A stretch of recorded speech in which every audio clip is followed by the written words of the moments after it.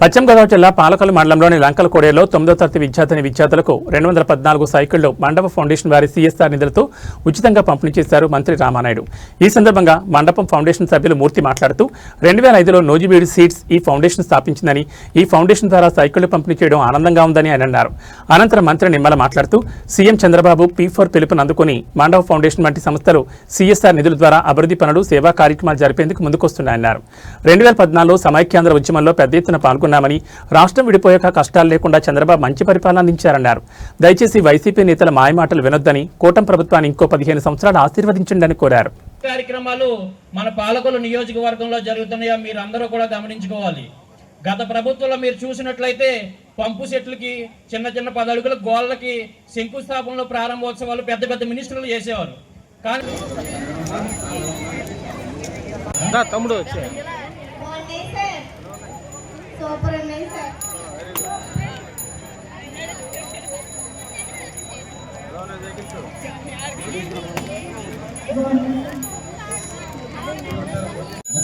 ఇప్పుడు ఈరోజు నీ birthday, many many happy wish happy birthday. ఆ పక్కన ఇస్తావు ఏంటి? క్రాప్ స్టైల్ ఏంటది? ఎయిర్ క్రాప్ స్టైల్గా ఉంది ఏంటంటే ఇచ్చి 2019 వచ్చే సమయానికి అక్కడ వరకు తీసుకొచ్చారు. సరిగ్గా 2019లో పెద్ద పాము కరిసింది. మళ్ళీ ఎక్కడికి వచ్చేసారు మీరంతా? మళ్ళీ తోక అంటే లాస్ట్లోని మళ్ళీ ఫస్ట్ పాయింట్ వాళ్ళ రిక్వెస్ట్ చేసి, వాళ్ళ కన్వీనియన్స్ చేసి మళ్ళీ నా నియోజకవర్గానికి, నా నియోజకవర్గ ప్రజలకి ప్రభుత్వ పరంగానే కాకుండా వ్యక్తిగతంగా కూడా వాళ్ళని రిక్వెస్ట్ కన్వీన్స్ చేసి మీకు పనిచేస్తూ ఉన్నాం. అందుచేత దాయుంచి నేను భవిష్యత్తులో మిమ్మల్ని అందరినీ కోరేది ఏంటంటే, ఇటువంటి మంచి ప్రభుత్వం అంటే తెలుగుదేశం, జనసేన, బీజేపీ ఒక మంచి ప్రభుత్వం, మంచి అందులో ఆటల పోటీలు, విందులు, వినోదాలను ఏర్పాటు చేస్తున్నారు. మన జాతీయ సంస్కృతిని చాటి చెప్పే నాయకుడు మన నిమ్మల రామానాయుడు గారు. ధన్యవాదాలు. పనిచేస్తూ ఉన్నాం మన నియోజకవర్గంలో.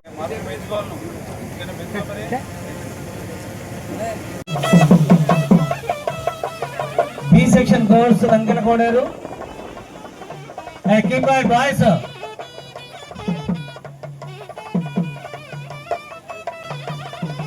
Next, C section girls. Nankalkoderu C section girls.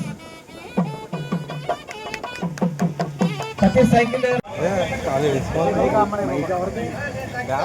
అరే దయచేసి ఒకసారి పేరెంట్స్ ఎవరు లోపలికి రావద్దు. సార్ హ్యాండ్ అవుట్ చేస్తారు తప్పుడు ఎందుకు. సి ఇక్కడ ఖాళీ ఉంది కదా అంటే సి సెక్షన్ బాయ్స్ రామ్మా, సి సెక్షన్ బాయ్స్ రండి.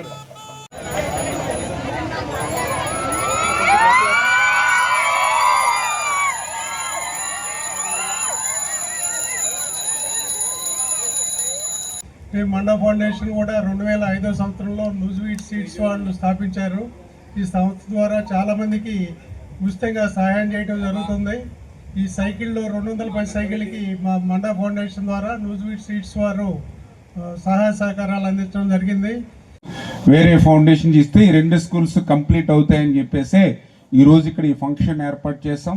వాస్తవంగా ఆయన ఎండి గారు ఆయన కూడా చాలా బిజీ అయినా సరే ఈ పాలకులు రావాలి, మీ దగ్గరికి వస్తామని ప్రామిస్ చేశారు. కానీ అనుకోకుండా ఆయనకి హెల్త్ కొద్దిగా ఇబ్బంది ఉండి ఫ్లైట్ టికెట్లు కూడా బుక్ చేసుకుని ఆయన ఆగి, ఆయన ఫ్రెండ్స్ వాళ్ళతో కలిపి చదువుకున్నారు. వాళ్ళ ఫౌండేషన్ యాక్టివిటీస్ అన్ని కూడా దగ్గరుండి సుబ్బారావు గారు, మూర్తి గారు చూస్తారు లెఫ్ట్ అండ్ రైట్ అని చెప్పి వాళ్ళిద్దరిని కూడా ఇక్కడికి పంపించడం జరిగింది. 14లో చూసాం. ఆ రోజు సమైక్యాంధ్ర ఉద్యమంలో నేను పెద్ద ఎత్తున నేను కూడా పాల్గొన్నాం. రాష్ట్రం విడిపోతే జీతాలు రావు, రాష్ట్రం విడిపోతే సంక్షేమం ఉండదని ఆ రోజు మనం సమైక్యాంధ్ర ఉద్యమంలో పాల్గొన్నాం. కానీ రాష్ట్రం విడిపోయింది. కానీ ఆ కష్టాలు లేకుండా చంద్రబాబు నాయుడు గారి పరిపాలన చేసి మంచి దారిలో పెట్టారు 19 వరకు. వెంటనే 19లో ఒక్క ఛాన్స్ అన్ని మోసానికి బలైపోతే మొత్తం మళ్ళీ 20-30 సంవత్సరాలు వెనక్కి పోయింది. లక్షల కోట్ల అప్పు ఈవేళ రాష్ట్రం నెత్తి మీద పడింది. అంచేత 2019లో ఒక్కసారి చేసినటువంటి తప్పు మళ్ళీ భవిష్యత్తులో ఎప్పుడూ చేయకుండా ఒక గుజరాత్లో 5-6 సార్లు గవర్నమెంట్ కంటిన్యూ ఉంది. అందుకే ఈరోజు అభివృద్ధిలో పరిగెడుతూ పనిచేస్తుంది. ఒక ఉత్తరప్రదేశ్ 3 సార్లు కంటిన్యూగా ఉంది. అంచేత కళ్ళబొల్లి కౌరులు మాటలు వినొద్ది, మాయలు మాటలు వినొద్దు. పనిచేసే నాయకత్వం మీద నమ్మకం పెట్టండి.